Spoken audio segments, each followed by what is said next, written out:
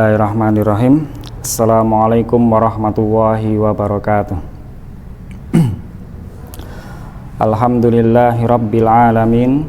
Assalatu wassalamu ala asyrafil anbiya'i wal mursalin wa ala alihi wa ashabihi wa man tabi'ahum bi ihsanin ila yaumiddini, amma ba'd.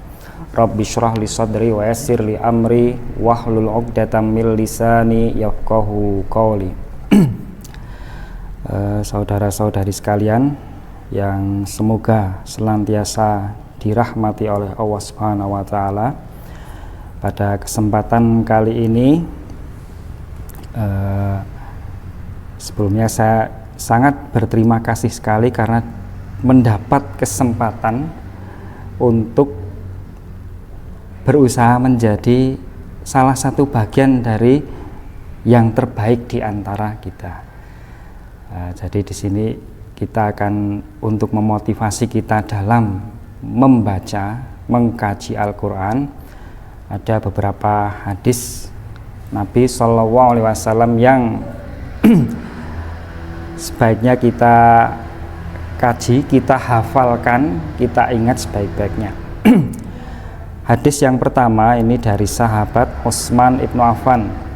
Wa an Utsman bin Affanin radhiyallahu anhu qala, dan dari Utsman bin Affan radhiyallahu an qala, beliau berkata, qala Rasulullah sallallahu alaihi wasallam, Rasulullah sallallahu alaihi wasallam bersabda, khairukum man ta'allamal qur'ana wa 'allamahu, rawahul Bukhari.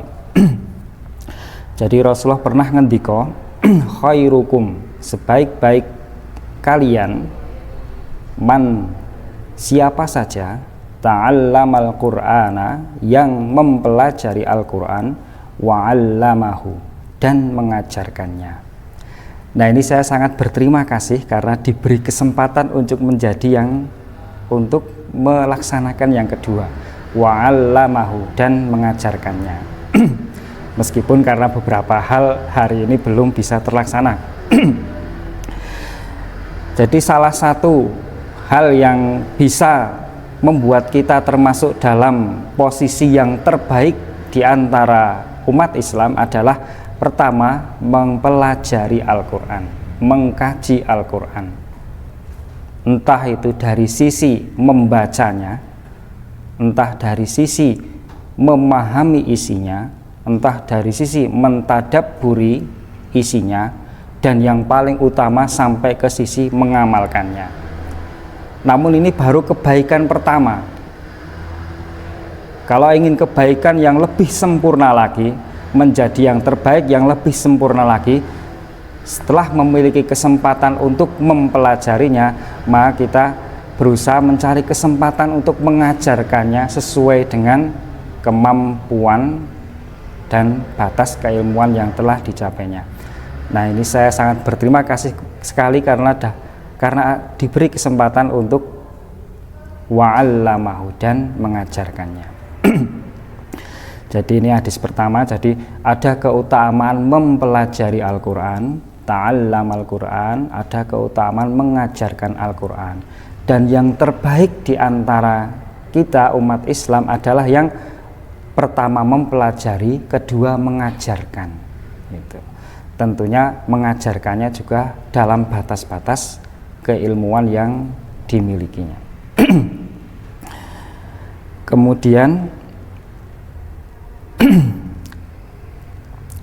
yang kedua, ini ada hadis wa an Aisyah radhiyallahu anha qalat, dari Aisyah radhiyallahu anha qalat, beliau adalah salah satu dari istri Rasulullah SAW yang dari sekian istri beliau yang paling banyak meriwayatkan hadis adalah Aisyah radhiyallahu anha qalat, beliau berkata, qala Rasulullah sallallahu alaihi wasallam, Rasulullah sallallahu alaihi wasallam bersabda, alladzi yaqra'ul qur'ana, orang yang membaca Al-Qur'an, wa huwa mahirun bihi, dan dia mahir.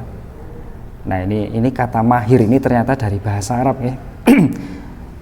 Kita punya di bahasa Indonesia ini ada kata mahir, ternyata ini serapan dari bahasa Arab. Mahirun dan dia itu mahir, pandai, pinter, mas safaratil kiramil bararah, maka dia akan beserta malaikat yang mulia.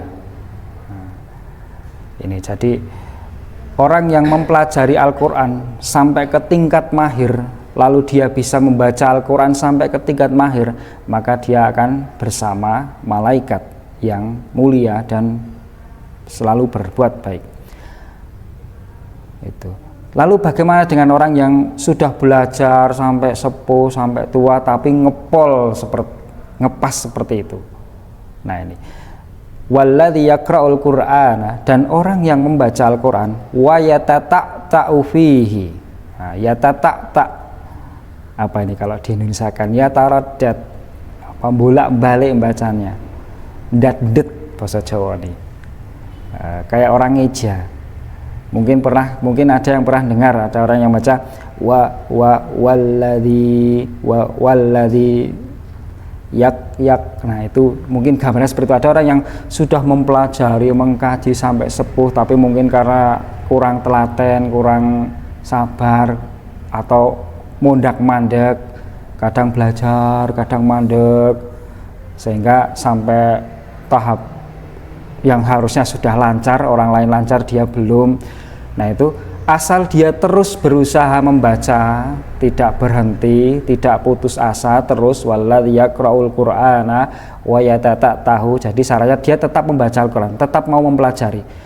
Nah, dan orang yang baca Al-Quran wa yatata'tahu fihi, dan dia dat alimoco, yataraddad, bolak-balik, tidak lancar, wa huwa alaihi syaqqun, dan dia saat membaca itu syaqqun, merasa berat,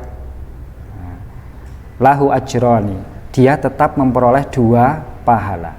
Hadis ini diriwayatkan muttafaqun alaihi oleh Al-Imam Al-Bukhari dan Al-Imam Al-Imam Muslim. Jadi ketika kita, mungkin ada di antara kita yang sudah sampai usia dewasa, alim maca Quran kok ingin dadet, itu jangan berhenti. Jangan sampai berkata, lah kayaknya yang wis ngepol sampai gini, sepertinya saya udah mentok sampai sini. Tidak boleh, tetap harus dilanjutkan, berusaha membaca, mengkaji, mempelajari, memperbaiki bacaan terus, meskipun tidak bisa secepat yang masih muda-muda. Karena biasanya semakin sepuh, semakin tua, kemampuan untuk mempelajari secara cepat itu akan menurun.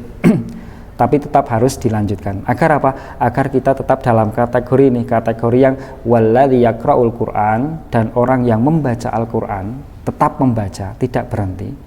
Nah, meskipun yatata', meskipun bacanya tidak lancar, dadet, meskipun alimoco berat, nah, semoga tetap termasuk ke dalam yang memperoleh 2 pahala. Itu syukur-syukur kalau kita meskipun sudah terlambat tapi telaten, teliti, terus menerus. Mungkin saja orang yang dari muda tidak pernah mempelajari Al-Quran, tapi setelah usia 40 baru saya mau ngaji, yang teliti. Sangat mungkin sekali kalau benar-benar telaten itu bisa lebih mahir daripada yang belajar dari muda. Itu meskipun mungkin perjuangannya lebih sulit daripada yang mengaji dari usia dini. Itu. Tetapi ini tidak boleh karena kita sudah tua terus belum bisa, terus malu, izin, mandek, tidak boleh. Itu. Karena mengkaji Al-Quran itu khatamnya kapan? Khatamnya ketika malaikat Israel menjemput kita. Ini berbeda dengan kalau kita sekolah SD, itu lulusnya kapan? Kelas 6 kita lulus, dapat ijazah, oke. Masuk SMP sampai 3 tahun. Mungkin ada yang nunggak sedikit, sampai 4 tahun, 5 tahun, lulus, selesai.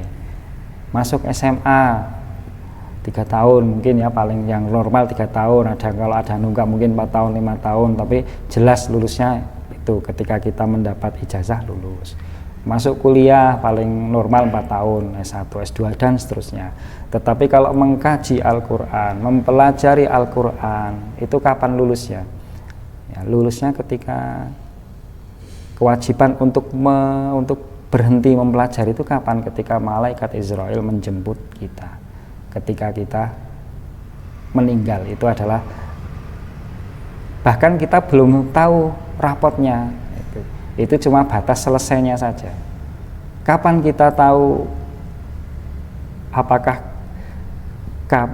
bacaan Al-Quran kita itu diterima, terus mengkaji kita itu diterima kapan? Nanti di hari yaumul hisab, di hari perhitungan, yang itu terjadinya wallahu alam masih sangat lama sekali itu.